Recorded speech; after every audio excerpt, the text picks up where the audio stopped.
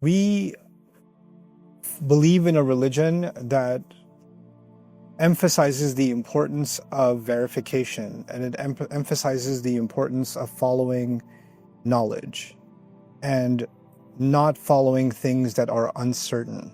Like, we pursue truth, we pursue certainty. That's part of the core DNA of Islam, right? We don't just believe in something because it feels good to believe in it. And we don't believe in something because our parents told us to believe in it. That's actually the Qur'an's criticism of other religions, that they're not based on reason and the pursuit of truth. If you were to boil down the pursuits in our religion, they just boil down to two things: the pursuit of truth and the pursuit of justice. That's it. Those are the two pursuits.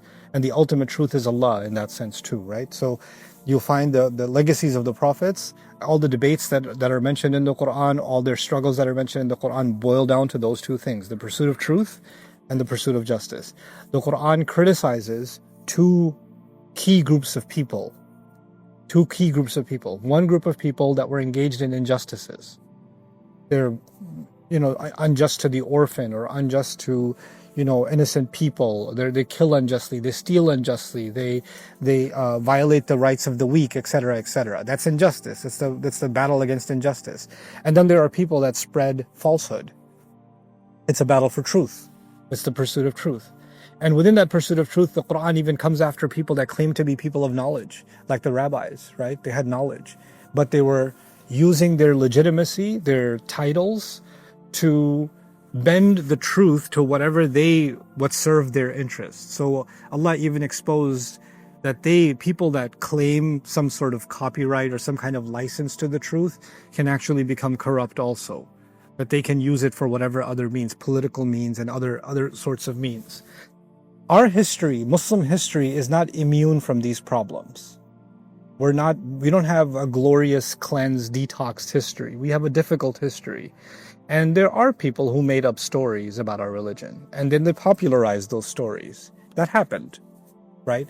And then the problem is when we, over time, became passive as a civilization, we became passive Muslims. So you've heard certain stories growing up, and that's your Islam. Your Islam is based on these stories that you've heard your whole life.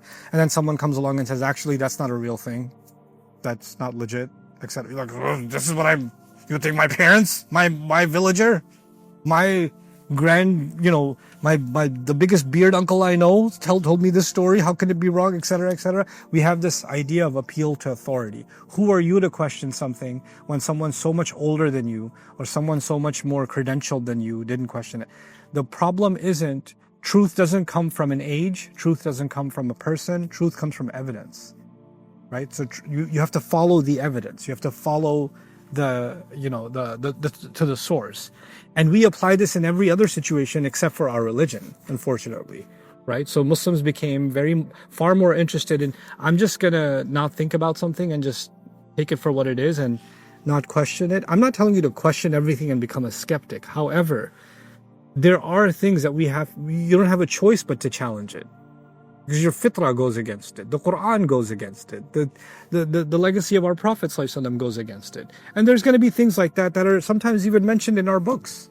There are things that are problematic that are mentioned in our books. That's a fact. You can't get around it, Not too long ago, we were studying Surah Al-Qalam. And Noon wal-qalami wa ma yasturun, right? And Noon is one of the letters that is not translated. It's just Allah said Noon. Right? So the Sahaba, many of them had opinions about what Noon means. And one of the suggested meanings of Noon from some of the companions of the Prophet ﷺ was that it's a giant whale in the sky, a whale in space. And on the fin of that whale, the earth is spinning. Right? That's an opinion found in classical tafsir. Now, do we accept that opinion? Some people went as far in their loyalty to, well, if the Sahabi said it, they must have got it from somewhere, so there must be an invisible whale in space. And now you can find YouTube videos of Muslims who believe in whales in space, and the atheists make fun of it and all that kind of stuff. Well, here's what's actually going on. One, no, that's not what Noon means. Two, the Sahaba weren't necessarily telling you that's what Noon means. They were saying, I tried to find out what it means. I asked around. The only thing I came across is this story about Noon. That's all I've ever heard. But I still don't know what it means. So just because they're citing this thing about Noon doesn't mean that's what they believe. That's all they found when they asked around. Meaning they were explorers themselves. They weren't just taking something and saying, I don't know. This is telling you that the legacy of the prophets, of the Sahaba, radiallahu anhum ajma'in, was actually exploration. They were thinking about the word of Allah and trying to find out what it means. Actually, that whole story about a whale and the fin, that's from Jewish tradition. And there were Jewish tribes in the area, and that story was floating around about what that Noon might mean. So what I'm saying is history is more complex than I just found it in a book. There's more going on, and we are supposed to be a sophisticated civilization. We're supposed to be thinking more deeply and more critically.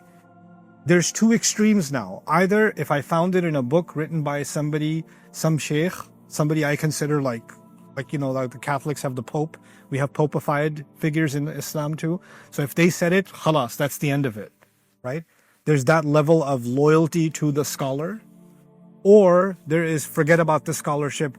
They talked about a whale. Who needs scholarship, right? There's these two extremes. Either throw out the whole kitchen sink or take the whole thing. No, we're not here to accept or reject people. The pursuit of truth means you're accepting or rejecting evidence one case at a time, one situation at a time, one investigation at a time.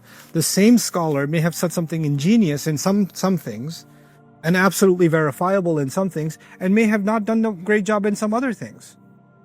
And we can't not benefit from the good that they did because we found something. And this new psychosis that Muslims have developed. Oh, I found the sheikh, he made a mistake. I don't understand this psychological disorder. You found a human being who made a mistake? Congratulations to you. I'm really happy for you. Now that I found that they made a mistake, you can't listen to anything they ever say. Well, thank Allah, the person who's saying it has never made a mistake, which is why we should listen to everything they always say.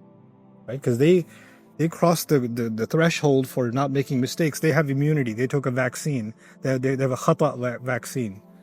Right? They took that. Everybody else, they can find the mistakes of except themselves. SubhanAllah. This is what happens when we become obsessed with personalities as opposed to obsessed with the argument, with the evidence. And so what I'm saying here in the first historical analysis based on reliable reports is what I mean. We have to take a critical look at history. We have to take a critical look at the evidence that we have and how reliable it is and where does it originate from and how far back can we take it. And if it's not 100% and if it's 70%, we should be comfortable saying, hey, that's 70%. We can't be entirely sure. So how does that impact our understanding of the Quran? Here's how it impacts it. The Quran is absolute. The Quran is the explicit word of Allah. It's spelled out. And then you have some reports that may not be as reliable.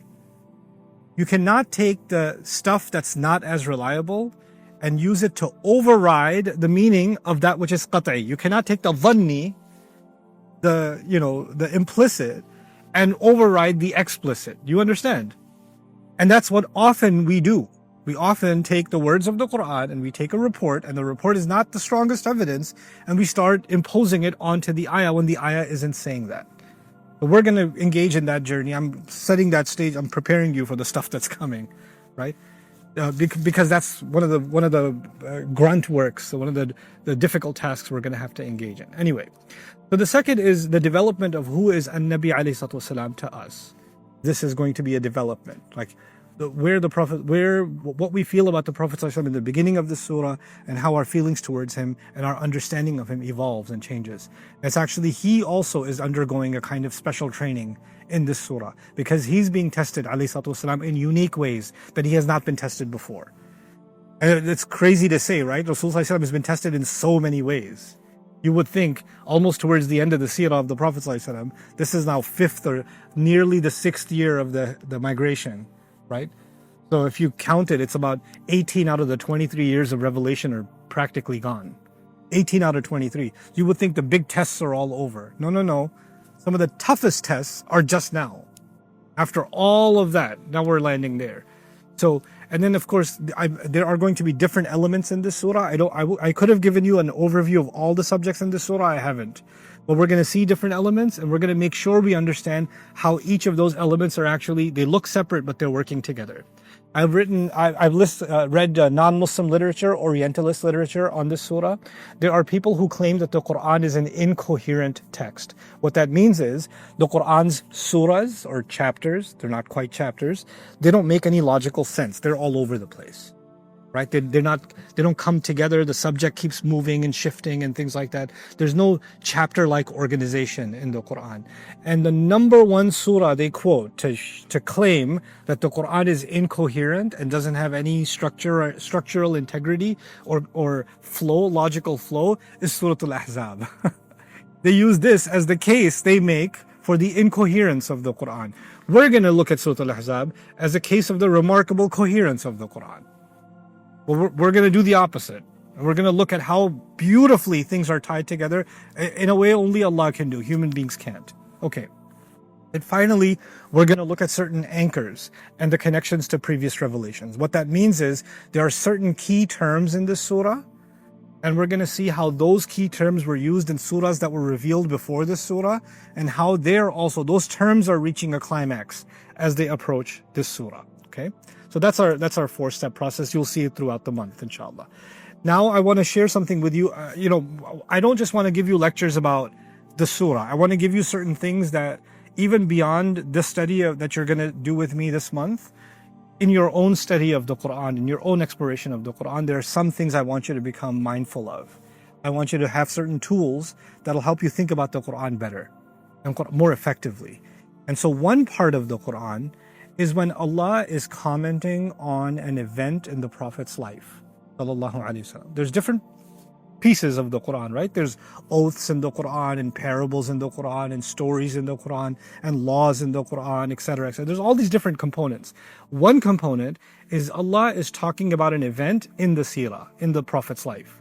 When you get to a place in the Quran when Allah is talking about one of the events in his life, then here's a suggested process. First, understand the historical event.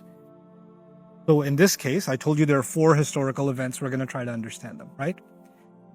So first, you don't even look at the ayah. You're just trying to understand the historical event. What happened? Then you're going to look at the revelation, the Quran, as a commentary on that event. And again, let me pause here and help you understand what I mean by that. It's actually pretty deep.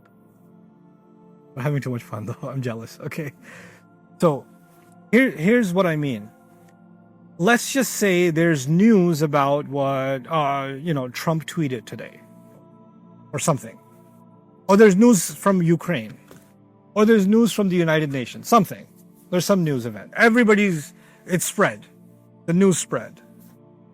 But there's one expert that you trust. There's an analyst, there's a scholar, there's a researcher, there's a geopolitical thinker, etc., etc.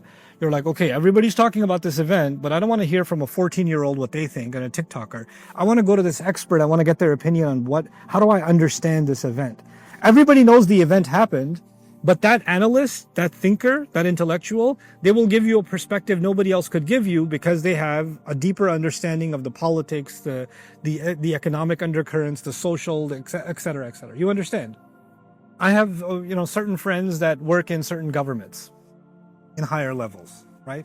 And something's going on in that country. And I watch the news and I'm like, what's going on? And I call them and say, no, that's not what's going on. Let me tell you what's going on. Because I was in the meeting with the generals and this is what they were talking about, etc. I was like, oh, okay, yeah. The news tells you one thing, but the people on the inside have a different story. You understand? So there's the idea of expert opinion on something, right? Even if it's the same event, do we all understand the same event the same way? No, we don't. That depends on our level of knowledge, our level of understanding. Now think about this. There's an event that happened in the Prophet's life. Who's about to comment on it? Allah is going to comment on it. Allah is going to reveal certain ayat talking about that event. In other words, it's not that we have to understand the ayat better by understanding the event. No, you can't understand the event unless you understand Allah's ayat. Allah's ayat are the commentary on how to understand that event. So what we've done is we've reverse engineered this, and what we've done is let's understand the ayat by understanding the event. What I'm saying is let's understand the event By understanding the ayat. The ayat are going to highlight the event in a way that no historian could highlight it. Not even the people that experienced it could highlight it. They couldn't figure out what's going on. Only Allah could. Only Allah could. I'll give you an easy example of that, and it'll come in handy for this surah too.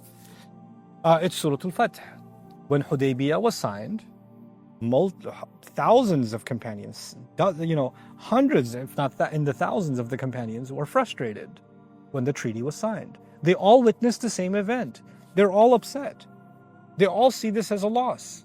They're all angry, all of them, not with no exceptions. Everybody's upset. And the Quran comments on the same event.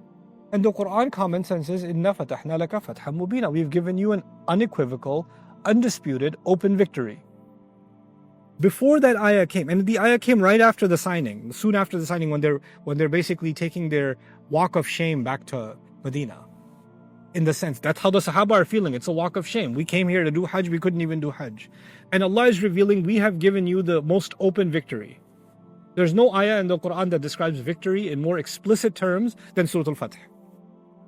But it doesn't look like victory to anybody. It looks like loss. It looks like humiliation. How is this victory? The Quran commented on something that no human being could understand the reality of, only Allah could. Now understand what Allah means when He says that the Quran is light. What is the function of light?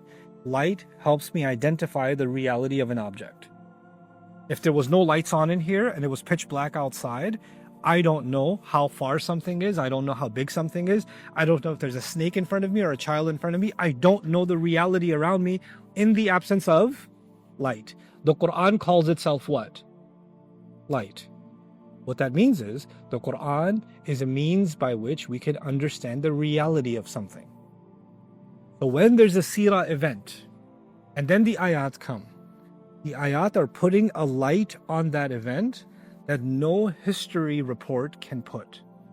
No other document can put. And so that's the ultimate lens by which to understand the event. That's the ultimate lens. Now what we've done is, because we reverse engineered it, we're like, let's shed light on the ayat by these reports. Right? How are you going to shed light on light? Light sheds itself on everything else. It's not the other way around. And this has bad consequences. In our understanding, we start getting gaps in our understanding because of that. So what I'm saying is, what's your process? First just look at the reports. First look at what are the historians saying.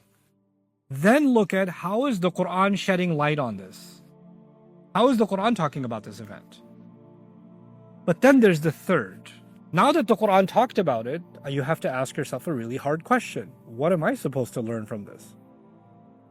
Okay, so there's this thing that happened, and then we know Allah talked about it. I get it, and this is how Allah talked about it. But in the end, the goal of all of it is my guidance, your guidance. That's the third step. What are the universal principles? What are the guidance? What am I getting from this that I'm supposed to take? What's my take home? What's my takeaway? Because the takeaway cannot just be interesting information. The takeaway cannot just be, I learned a lot about history. That can't be the takeaway. We're going to go through a lot of history this month. We're going to go through a lot of ayat, a lot of tafsir, a lot of commentary. That's a lot of information. But that's not the takeaway. That all that hard work so we get the best takeaway we can. If you don't do this step 3, you miss the whole. There's no. You cooked everything, you didn't eat it. Right? You got no nutrition out of it. It's delicious food, but you didn't consume it. Right? So this is the ultimate objective. The third piece is the ultimate objective. And in one way you can say that 1 and 2 are tafsir and 3 is tadabbur. That's another way to think about it. 1 and 2 is the study, and 3 is, well, what does this study mean for us? That's contemplation. That's contemplation, because we're supposed to study the Quran and we're supposed to contemplate the Quran. Okay, so this is a process that I want you to become familiar with. Now we're going to talk a little bit about the controversial marriage and why this controversial marriage of the Prophet ﷺ to Zaynab radiallahu anha, our mother, is at the center of this surah, and how we will see that this is a huge gift of Allah to this ummah, this marriage. And he was married to, in his lifetime, 11 women, 11 mothers of the believers, right? But this one marriage is a special gift of Allah recorded in the Quran for this ummah, and we're going to see why. So everybody's looking at it as controversy, right? And the Quran is going to take something that's controversial, and what's he going to turn it into? A blessing. He's going to reverse, and like it's light that without Allah's light we wouldn't have seen it. You ever seen those UV rays or lights that you shine on them and now you can see things you didn't see before? Or X-ray vision? That's what the Quran's going to do. So even though I'm using the word controversial marriage from the shallow lens. But by the time we're done looking at it from the Quran's lens, it's going to be the blessed marriage. It's going to be something else entirely. And then we're going to be ready to take something away from it that's going to illuminate our lives, right?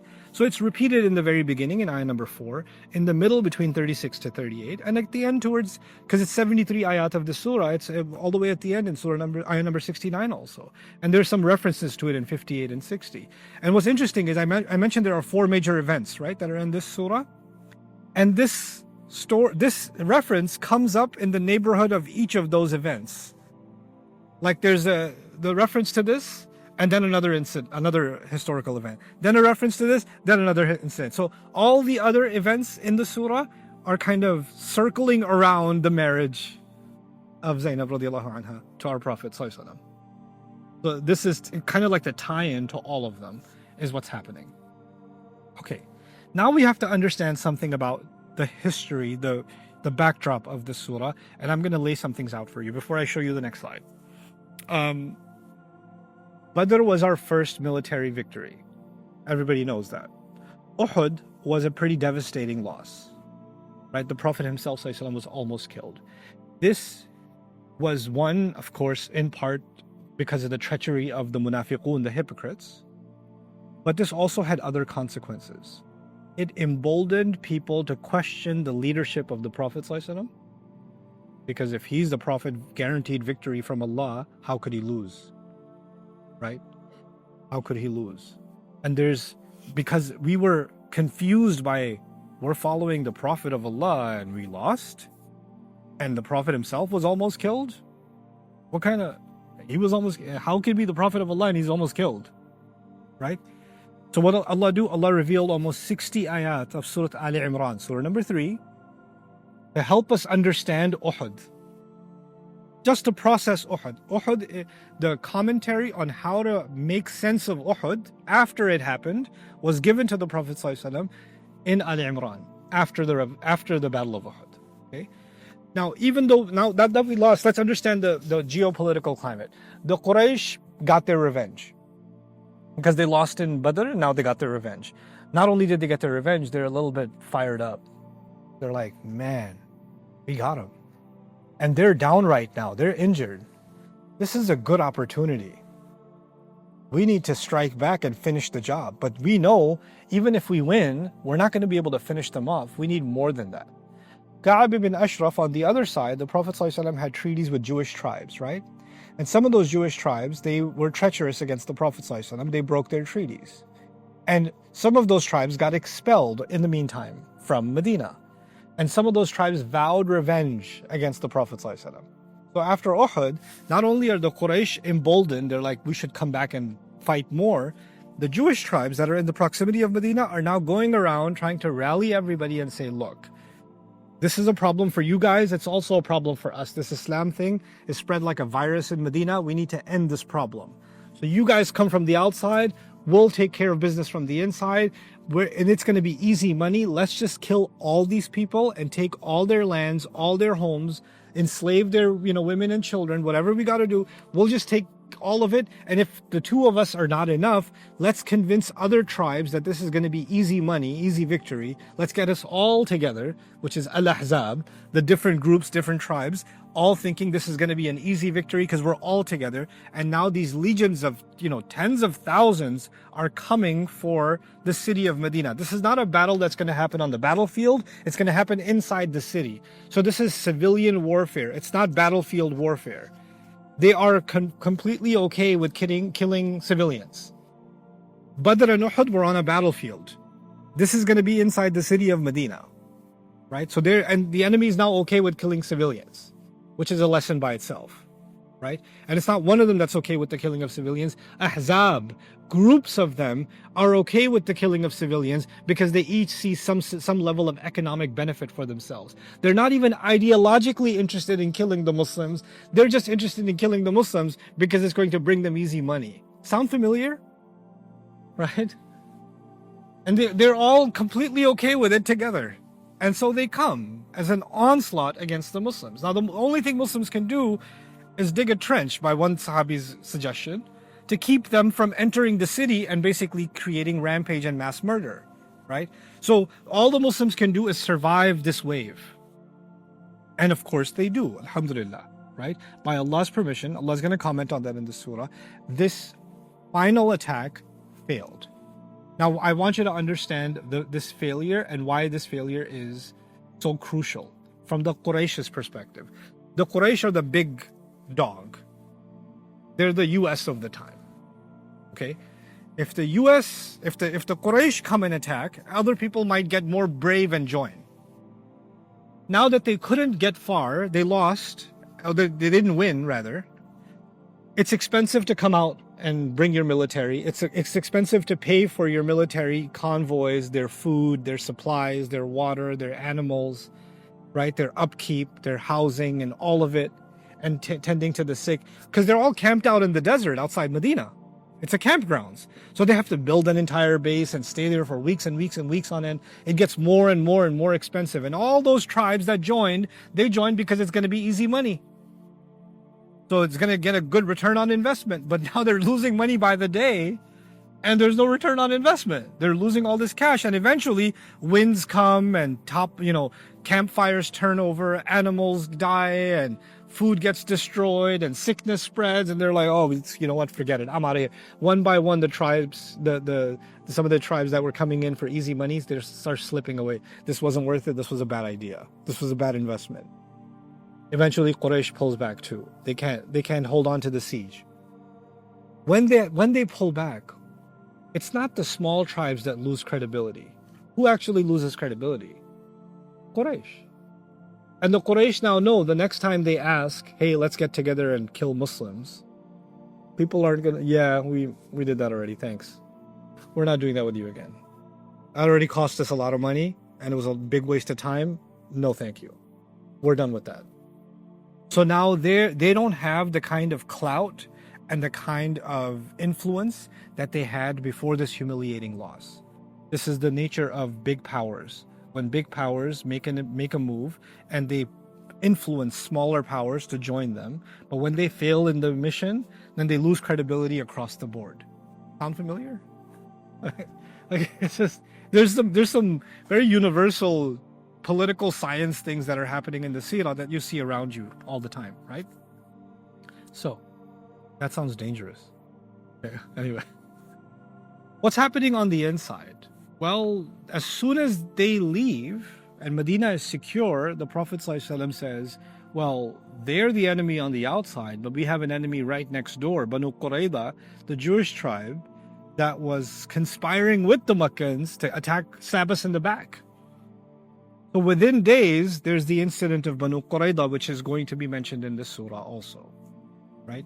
It's one of the controversial incidents in the seerah of the Prophet ﷺ. We're going to deal with that incident also when it comes, because they claim it was a genocide. That thousands of people were killed in one day, like literally slaughtered in one day. So we're going to explore the historicity of that when the time comes. But regardless, Banu Qurayza, a very wealthy tribe, has now been defeated and their assets seized because they violated the treaty against the Muslims. Now Muslims are starting to come into a lot of money. For the first time. Remember, in Badr and Uhud, we were starving, but now money is starting to come in. So now Muslims, for the first time, the Quraysh have been weakened and the Muslims have been strengthened. So the things are politically changing in the region. Within the next year or so, 7-8 months to a year, there's going to be the Treaty of Hudaybiyah. These are the 7-8 months before the Treaty of Hudaybiyah. So the tide is already turning in favor of the Muslims, so much so that they're bold enough that they're going to go and attempt to make Hajj. Because Hudaybiyah is an attempt to make Hajj, right? The thing is, not a year ago, you couldn't even leave your city because they had camped right outside your city to kill all of you. But now you're not even staying in your city. You're going to the wild animals that came to kill you. You're going to them. And you don't go to Hajj armed to the teeth. You go to Hajj basically only with the dagger that you're going to slaughter your animal with. Basically, you go to the Hajj essentially unarmed. And they're going to go. If there was ever a time to kill all the Muslims easily, it would be when they went for Hajj. Right? The fact that they go and they go in large number. They don't go in small number. When they go in that large number, all the other tribes see that these Muslims are going to do Hajj unarmed like that to Makkah. Oh, he's serious, man. Wow, that's a show of strength. Everybody's thinking they're gonna come back dead. Their dead bodies are gonna return. بل ظننتم أن لن ينقلب الرسول والمؤمنون إلى أهليهم أبدا وزين ذلك في قلوبكم وظننتم ظن السوء وكنتم قوما بورا. Surah Al-Fath even describes this. The hypocrites in Medina were convinced that when you leave for Hajj, you ain't coming back. You're all gonna die. And they love the idea that they're just gonna die off. وزين ذلك في قلوبكم. The thought of that was really good, beautiful in your minds. You thought it was a lovely idea that we didn't have to kill them. They're going to go get themselves killed. When they come back unscathed, back to Medina, what message does it send to all of the region? Muslims are untouchable. They went into the lion's den, opened the lion's mouth, looked inside, and came back. They have basically won the region politically, as far as influence, without ever using any military tactic. Hudaybiyah is a statement that Quraysh have no teeth. All bark and no bite. So even though the Muslims thought it was a loss, it was actually a massive victory. You understand? But that victory, the process of that victory began with the Battle of the Trench.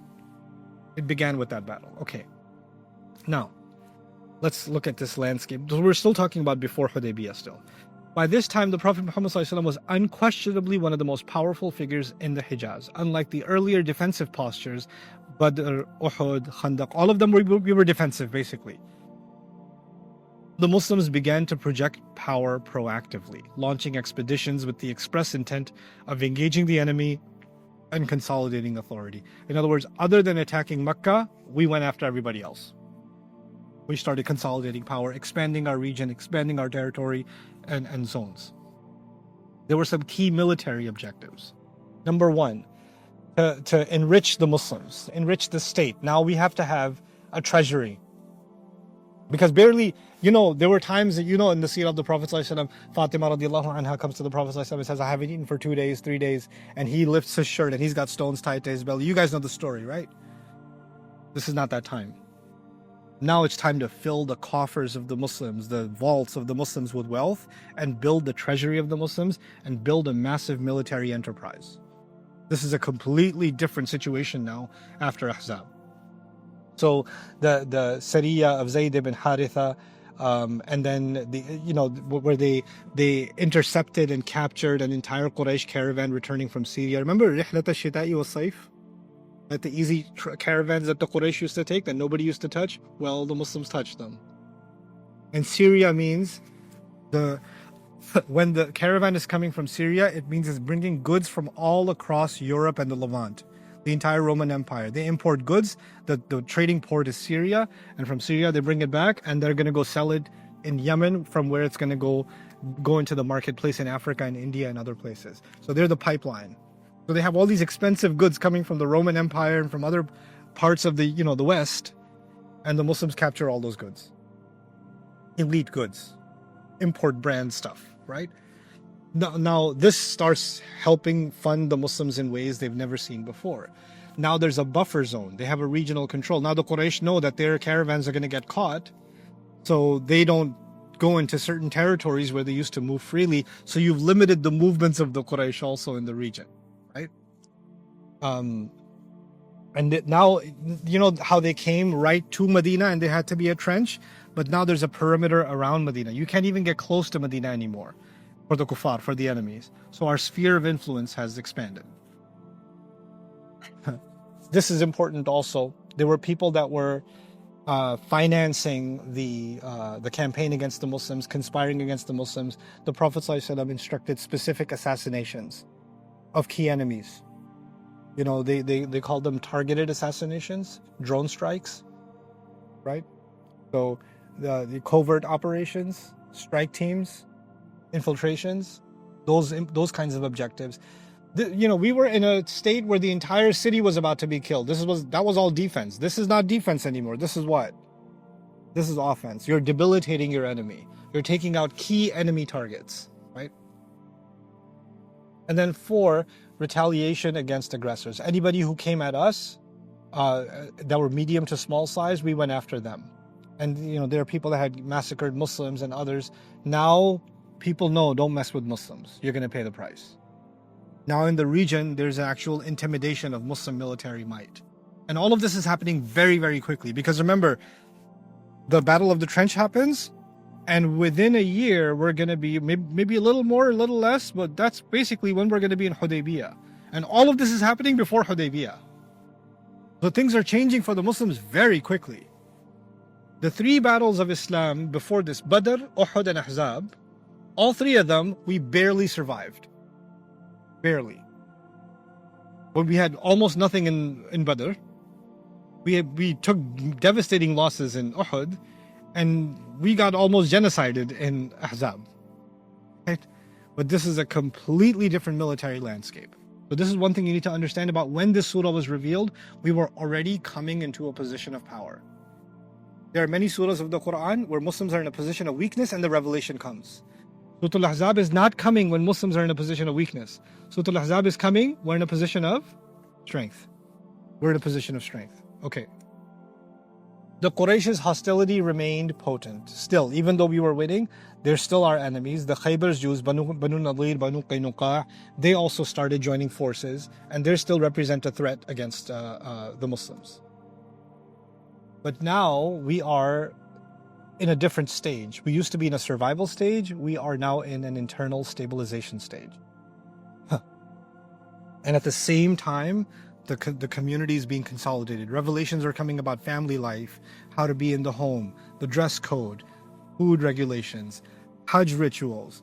These revelations are starting to come that are the formulation of a community. This is not discussions about survival in a military setting. This is about the beginnings of a civilization now. It's as if the foundation has been laid. Now it's time to set up this community. And those kinds of revelations are starting to come in the Quran. So what we need to talk about now is when Muslims are coming into power, the enemy sees that the only thing we can do now is to sow some kind of doubt and confusion and discord within them. I was telling you, demoralize the Muslim. And the easy target for that was the marriage that was happening, or that happened with Zaynab radiallahu ta'ala anha. We're not clear about when exactly it happened. We do know it happened around Ahzab, right at Ahzab, maybe right before Ahzab or right after Ahzab. It's something there in that time that this marriage happened, right? But it's by the time the surah comes, the marriage is already done. It's already happened. And Allah is commenting on something that's already taken place. Because we know that, what it seems to suggest is that people were already talking. There was a lot of rumor. There was a lot of criticism and controversy, etc., about what just happened here. And just to understand the brief outline of the story, because you should know the basic outline of the story, the Prophet ﷺ had, I'm not going to use the word adopted, because adoption is actually different than kifalatul yatim.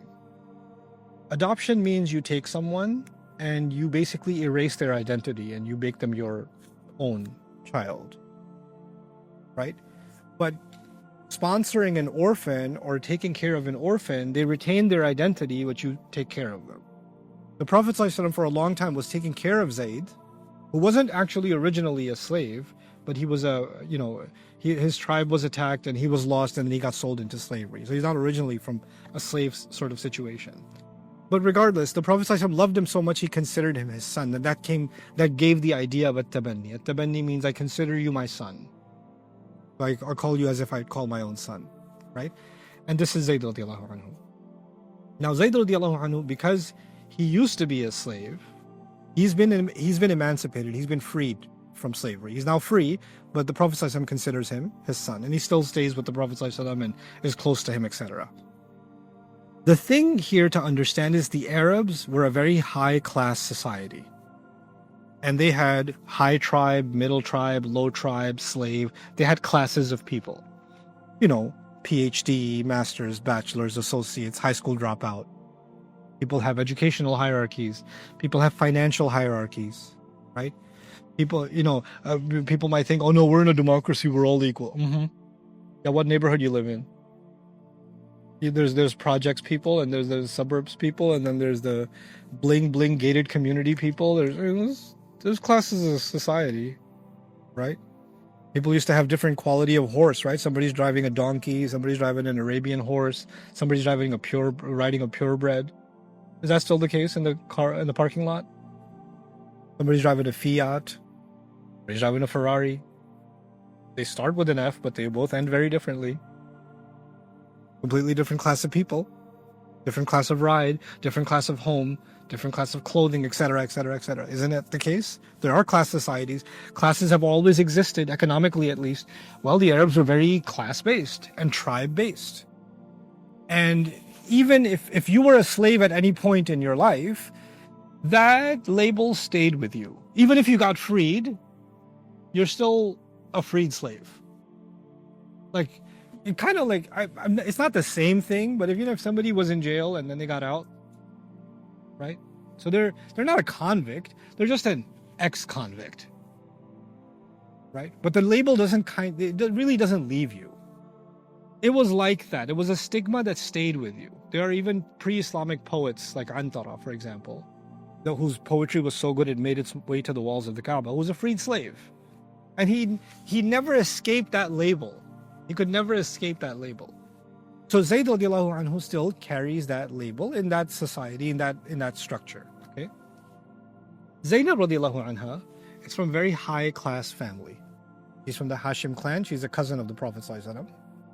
And she's one of the elite families.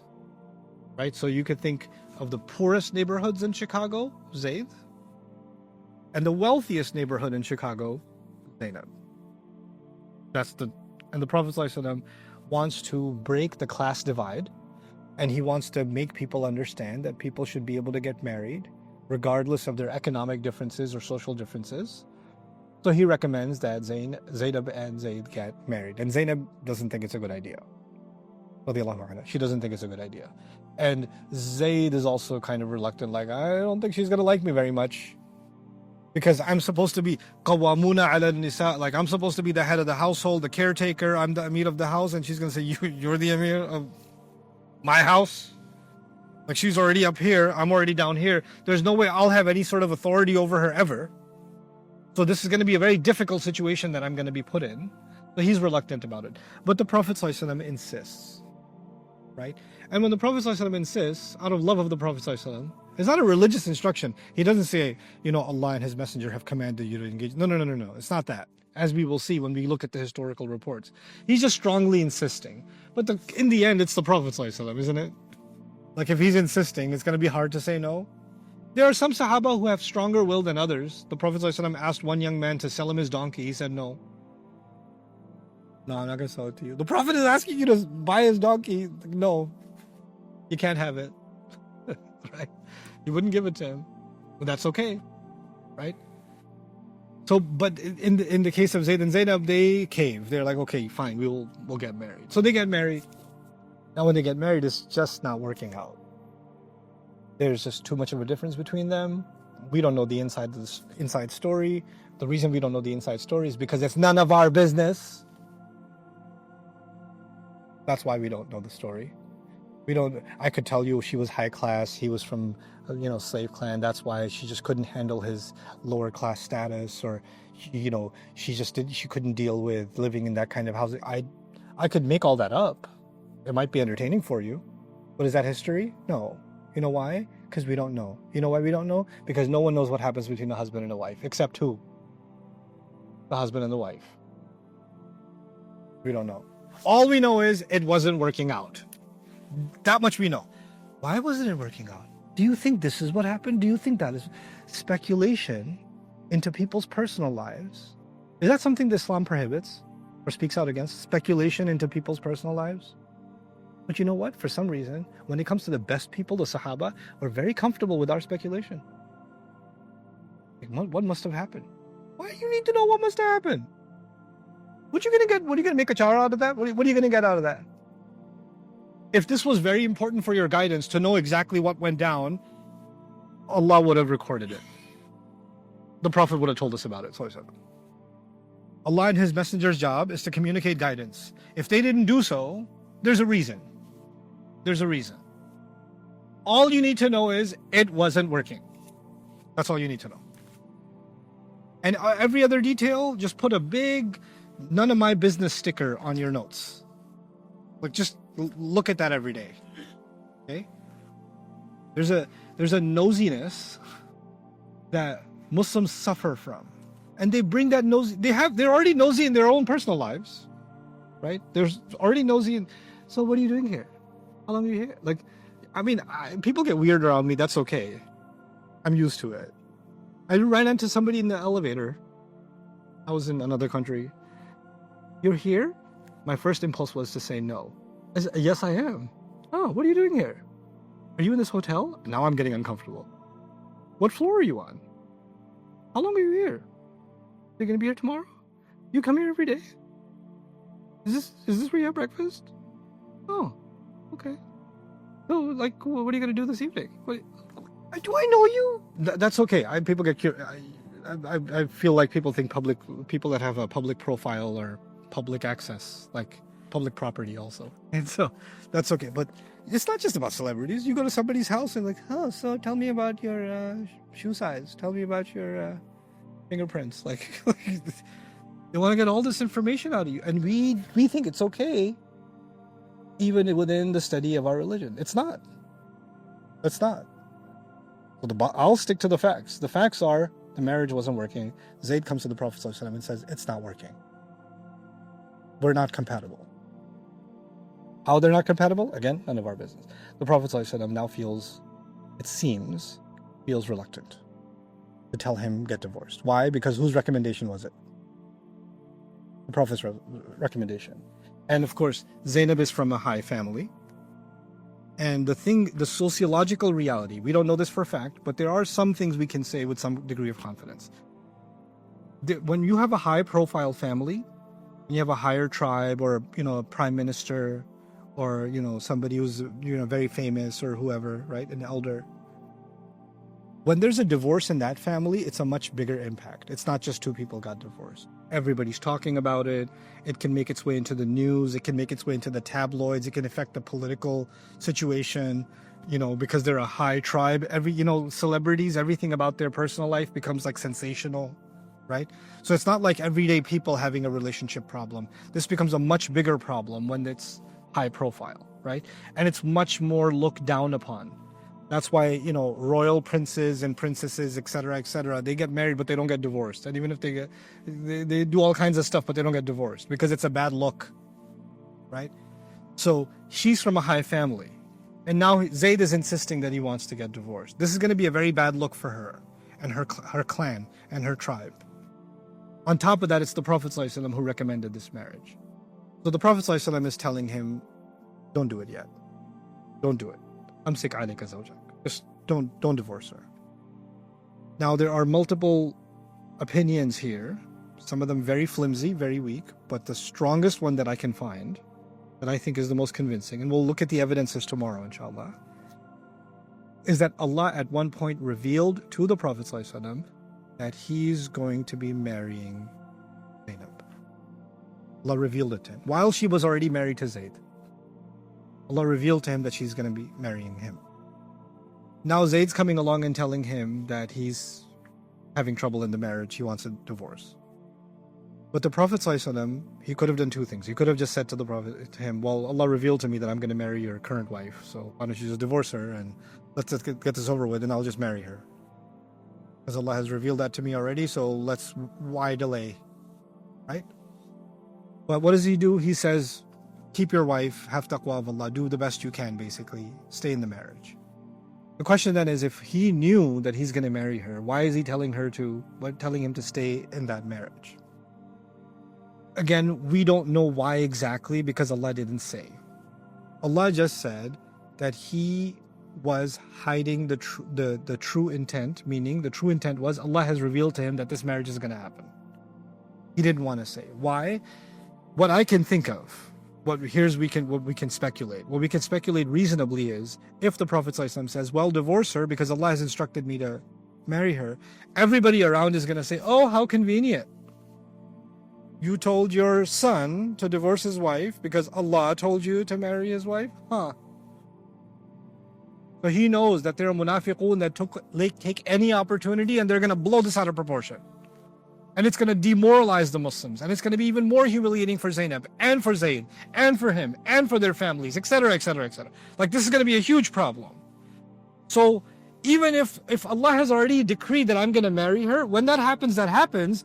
But I shouldn't make it look like I had a hand in expediting that. I should just tell him, just do whatever you can, stay with your wife. So it shouldn't look like it came from me. It shouldn't look like that. Right? Now, the interesting thing is, Allah told Zayd radiallahu anhu, don't divorce her. Amsik alayka zawjak. Explicit words in the Quran. Hold on to your wife. Who's instructing here? Who's giving the instruction? The Prophet.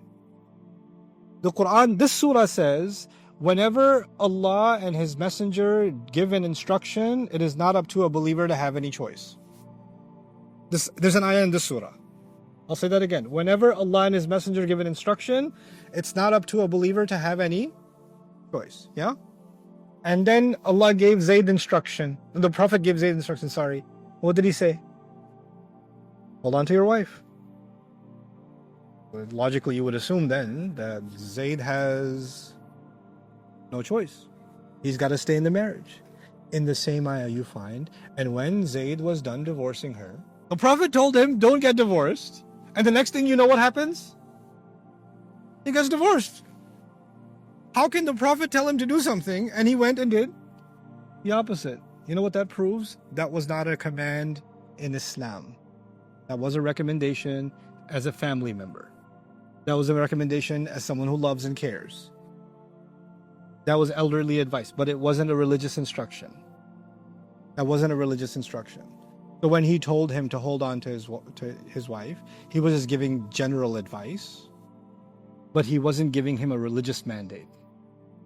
And Zayd understands the difference between when the Prophet ﷺ is commanding something as the Prophet of Allah and when he's telling him to do something as someone who loves and cares for him. And so when he disobeys that instruction, it's not a disobedience of Allah and His Messenger. It's not. So he goes ahead and gets divorced. I can't think. What was I saying? Something about Islam. Oh yeah, okay. This is a big point of contention in the surah. We're going to see. The Prophet ﷺ's concern is going to be brought up. Was his concern valid, by the way? What do you think? What people are going to talk? Is that a valid concern? Yeah, pretty valid. One day she's married to his son, and then a few weeks later she's married to him. Right? This just looks odd. It's disturbing, people would say. People are going to make all kinds of... And, you know, they're the best kinds of people. You know, back in the... I can't say for sure if they were Pakistanis back then.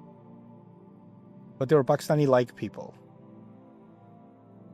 They're like, you know, I don't have a problem with it, but some people are saying it's really disturbing. There's some people that just... some people are saying, like, there's no way to justify that. And I don't even know what to say to those people. Who are these some people? Can I meet them? No, I'll ask some people if they know some people. You don't want to make it sound like you're saying it, but there's always someone called some people, right? And you just throw this on some people and spread and spread and spread. And now even Muslims that are like, they love their Messenger sallallahu alaihi wasallam. They have honor for him. They look up to him in every way. إِنَّكَ لَعَلَى خُلُقٍ عَظِيمٍ. You have the highest character of all. And what, he married his daughter-in-law? Is that what he did? Why did he do that? Well, you know, and the surah hasn't been revealed yet. The surah hasn't come and said, I made you do it. Because the surah is going to say that. But Allah put the Prophet ﷺ in that position without even giving him that surah first. He told him that you're going to marry her, and he goes and he does it, and people are already starting to talk, and this rumor is spreading and all this stuff. And I want you to understand the intensity of the problem. Islam comes along and says, Islam is basically the higher moral ground. The Prophet ﷺ is the height of the morality and character. And Islam is speaking out against indecency and lewdness. Islam is the alternative to these other lifestyles. And the ultimate example of that is the Prophet himself, sallallahu alaihi wasallam. And now there's a marriage scandal against who? The Prophet sallallahu alaihi wasallam. And on top of that, let's make this even spicier, the Prophet sallallahu alaihi wasallam had 4 wives. He had, at the time, 4 wives. Zaynab became his 5th. I'll say that again. He had 4 wives, Zaynab became his 5th, radiyallahu anha. The Quran has already been revealed that you can marry up to how many? 4 wives. That's what's been revealed. And now he just married his 5th. Oh, so he's got a different standard for himself? Well, we all get to have up to 4. By the way, there are reports about that ayah in Surah An-Nisa that some Sahaba had more than 4 wives, and the Prophet ﷺ said, whoever you can let go of that are more than 4, you need to let go. You need to end those marriages because you cannot have more than 4 wives. And Sahaba engaged in divorces of those that were more than 4. The Prophet ﷺ didn't have that problem because how many did he have? 4. Now he has a 5th. Now he has a 5th. And so now people are saying, first of all, his daughter-in-law? Second of all, number 5? I thought he says you have to live by the book, and the book says you can only marry 4, and well, the rules don't apply to him? Why don't they apply to him? Some people are saying this is a little contradiction. I love those some people. Right? And now this noise is getting louder and louder and louder.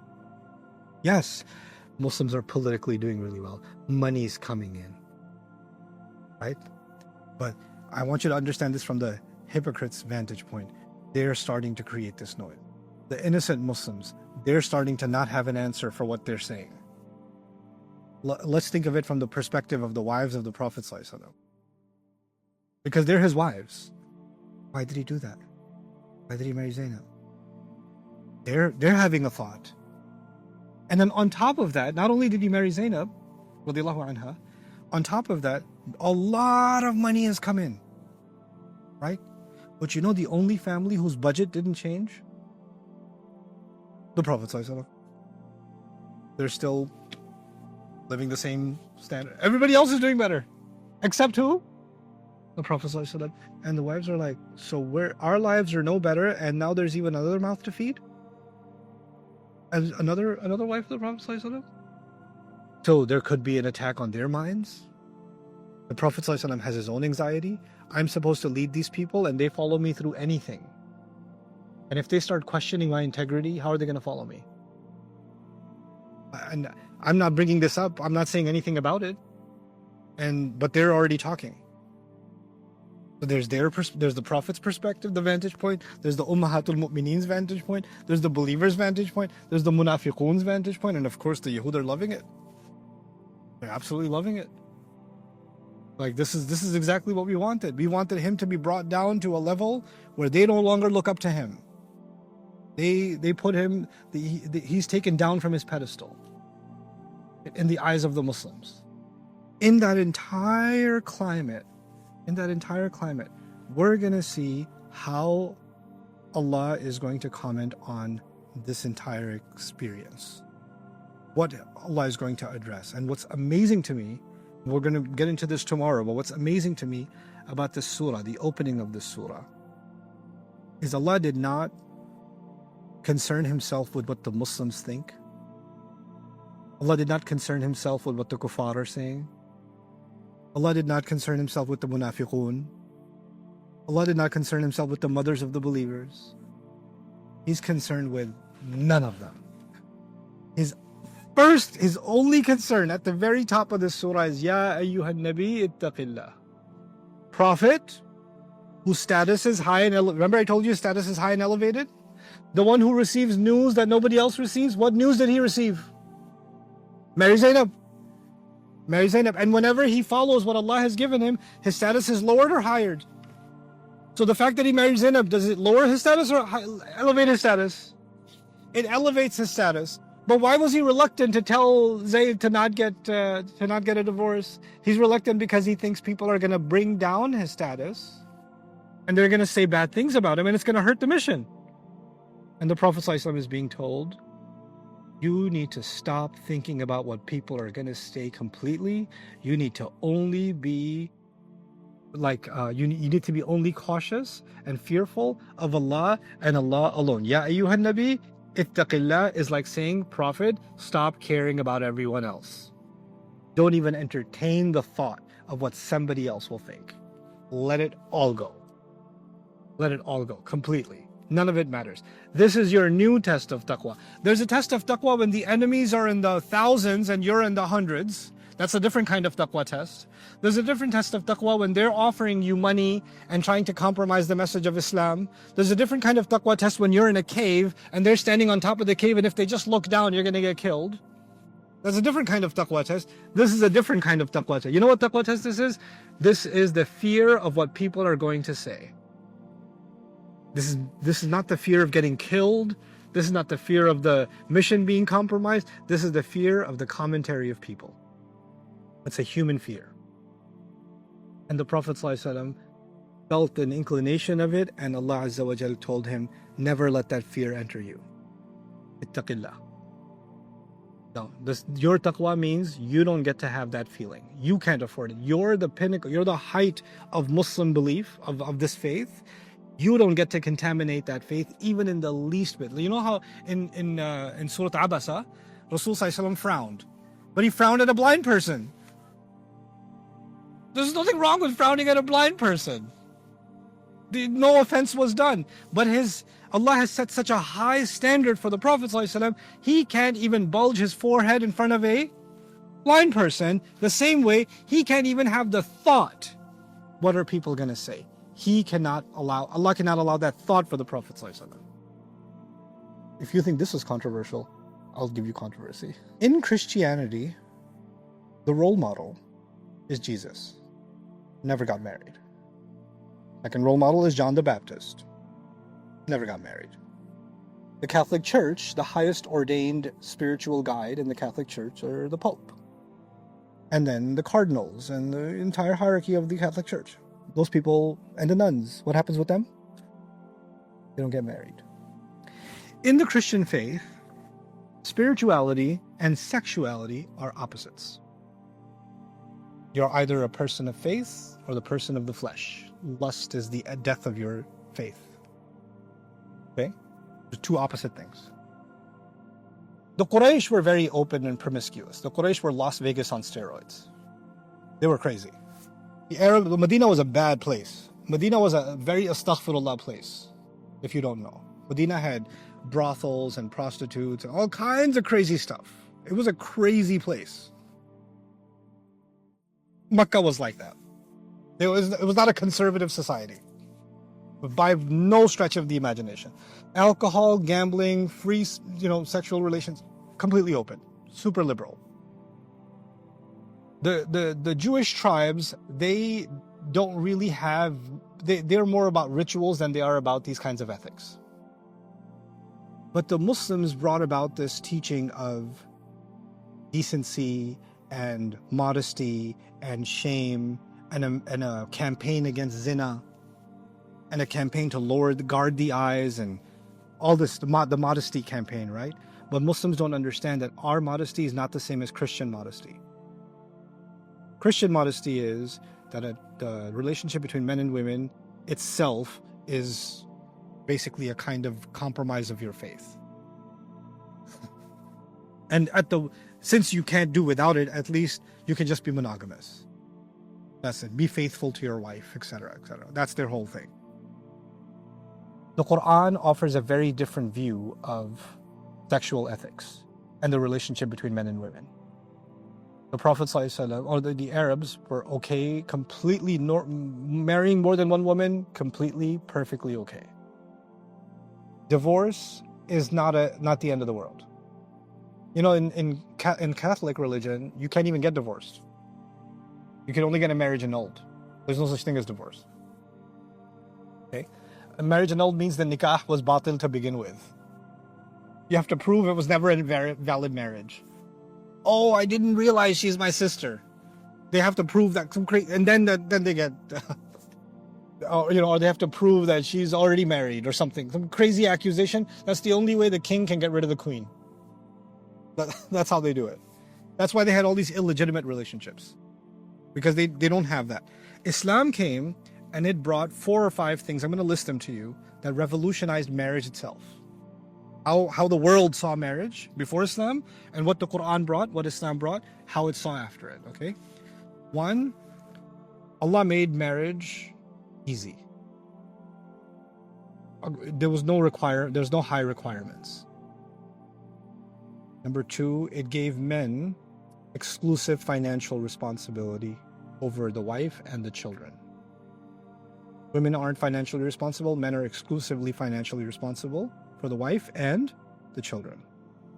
3, the Quran made divorce through a process easy.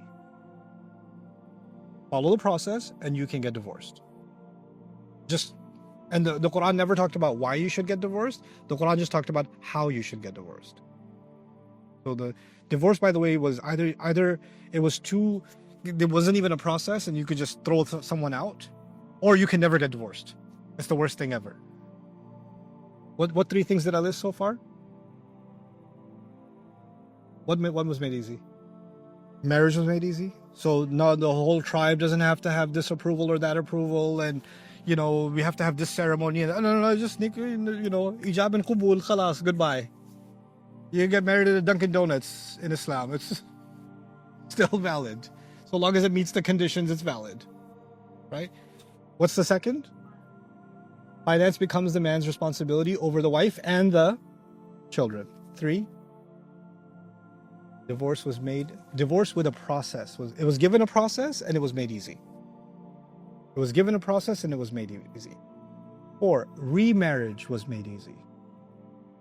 Remarriage was made easy. Because in the previous world, in higher society, when a woman is divorced, she is forever what? She's cursed. Don't even invite her to a wedding because she'll probably infect other women with divorce.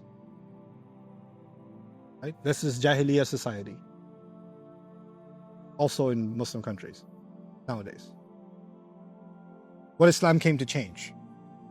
The Prophet ﷺ, with the exception of Aisha, married mostly divorced or widowed women. So it's completely normal to get divorced, completely normal to get remarried. It took the taboo away. And marrying more than one, taking responsibility for them, normalized. It was already normal, but it was legitimized. It was given the religious sanction. You can have more than one. So long as you give them their rights, there's 2 kinds of rights. There's qualitative rights and there's quantitative rights. There's love and affection and smiles and da-da-da. There's the feeling or meaningful conversations. You can't ever be equal in that. Like, you can't even have the 2 equal level conversations between 2 of your kids. It's never going to happen, right? You can't have 2 equal level conversations between a mom and a dad. Not going to happen. But time, finances, like, can you give each one their rights as what they deserve? That is, you have to give rights. So that's the adl. If you could do that, normalized. Right? Now, what did we do? Muslims, forget non-Muslims. Forget about them. What did we do? We came along and we said, marriage is too easy. We should make it a little harder. We should make it more expensive. We should put more requirements. We should especially make it more difficult for girls. Right? And if they're already divorced, then inna lillahi wa inna ilayhi raji'un. And of course, then on top of that, we shouldn't allow a divorce to ever happen because it's worse than death. Right?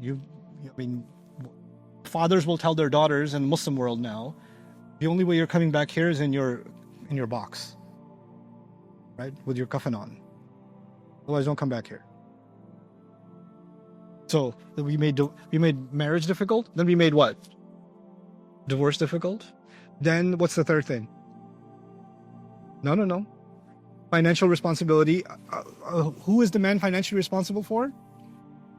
Wife and children. No. Make the man financially responsible for parents, cousins, uncles, cousins, barbers, friends, dog. And money goes everywhere else except it doesn't go where? Wife and the kid. Doesn't go there. Okay? Parents will say it's ours. And then the fourth was what? Remarriage. Oh, forget it. Last year she was married to his best friend and she got divorced. Now she's married to him. Oh, these women nowadays. Oh. Got a colorful personality.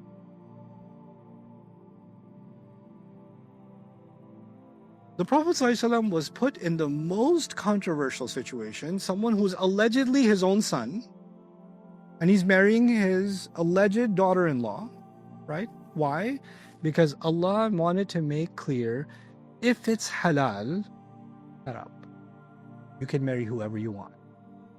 There is no, she was married to the older brother, and then he died, and she married the younger brother. She did this, and he did this. No. Or she's so young, he's so old. Or he's so young, she's so... No. Are they adults? Is it halal? That's it. Goodbye. There's no tongues. There's no mouth running. The Prophet ﷺ was put in the front line of people making comments. Front line. He'd have to hear the comments from all of society about this marriage. Why? Because Allah wanted him to be just like he has to be in the front of the battlefield, right? He's in the front of this battlefield, taking all the arrows of people's mouths so that he breaks something. If he can take it, anybody can take it. If it's halal, it's not a problem. If it's halal, it's not a problem. If Allah made the fifth one halal for him, and he didn't make that halal for anybody else, then he's going to do it because Allah made it halal for him. I don't care what anybody else says.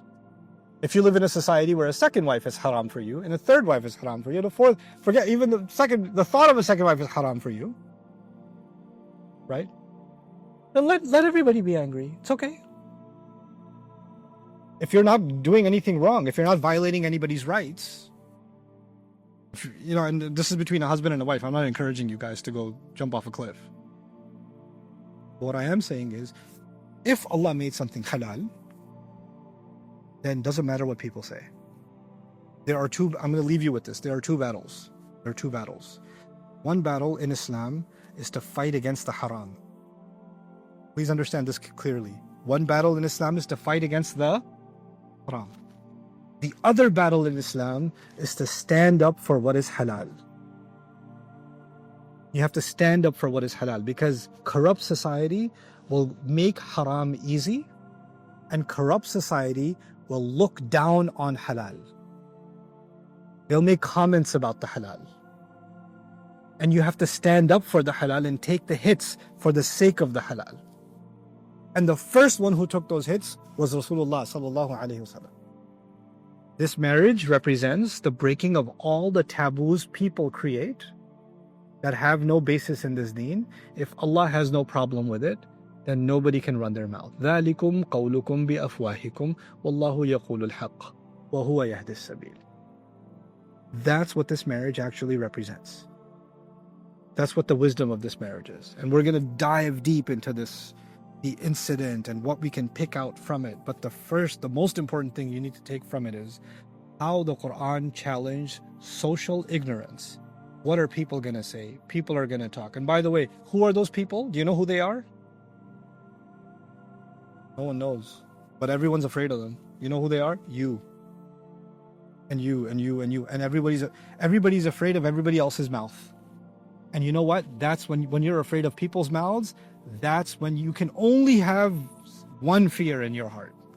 Either you have the fear of Allah in your heart, or you have the fear of the people's mouths in your heart. Allah did not give you how many hearts?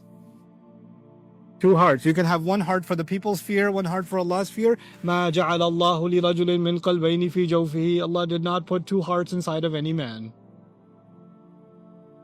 Yeesh. And the first of that, the frontier of that battle is fought by the Prophet himself. That's why he's told, Ya ayyuhan nabi ittaqillah. This will not reduce your status. It only elevates your status. You're liberating society from the chains that bind them down. وَيَضَعُ عَنْهُمْ إِصْرَهُمْ وَالْأَغْلَالَ الَّتِي كَانَتْ عَلَيْهِمْ. Syrian refugees, flood refugees, Rohingya refugees, earthquake refugees, right? And you have refugees in, let's say, America, it's illegal to even have more than one wife or whatever. But imagine refugee communities, right? And all their husbands have died in war zones, etc. And they have children. And there are men that are capable and want to marry more than one, but it's been made haram for them culturally. What's going to happen to those women? Nobody will fulfill their right. Those children will not have a father figure. Nobody will take care of them. Crime will increase. Losing the faith will increase. Corruption will increase in society. Desperation will increase in society. All why? Because we didn't stand up for something halal. By the way, every time you close one door to halal, any door to halal, every time you close it, what opens? Doors to haram open. Guaranteed. Every time you close a door to any halal, it will open multiple doors to other harams. Then you only get to blame yourself for closing the door to the halal. That's the reality of it. Rasulullah is being told, marriage in Islam is beautiful. It's fluid, it's open, it's in a sense very liberal. You can marry whoever, there's no class restriction. If it doesn't work out, that's okay. There's no till death do us part. That's okay, so long as we can be good to each other, so long as we can hold up the taqwa of Allah. I can be a good husband to you, you can be a good wife to me, we should stay together. If we're not able to do that anymore, what's my mother going to say? What's my father going to say? What's my uncle going to say? What's going to happen to the kids? What's going to happen to... Hold on a second, what's going to happen to the kids? Who's more concerned about the kids, you or Allah? Like, Allah's not concerned about the kids? We'll talk about that too. How does Allah protect kids in a divorce? We have to talk about that too. It'll come. Because Allah never allows something that creates fitna. Allah only يُحِلُّ لَهُمُ الطَّيِّبَاتِ. Allah only makes things halal that are good and pure. وَيُحَرِّمُ عَلَيْهِمُ الْخَبَائِثِ. He only makes things haram that are filthy inherently. So when you close a door to halal, you are opening the door to filth. You're creating filth in society. It's our lack of understanding of the halal that we run away from it so quickly, and we create a new set of rules, boxes, that society creates for us. Now Muslims live in more boxes made by people than ever made by Allah. We live in cage societies. We live in cage societies. That's the truth of it. And Allah is going to call those cultural standards what they are, running your mouth. That's all it is. ذَلِكُمْ قَوْلُكُمْ بِأَفْوَاهِكُمْ. These are just words that just come out of your mouths. That's all they are. Literally, that's what he says.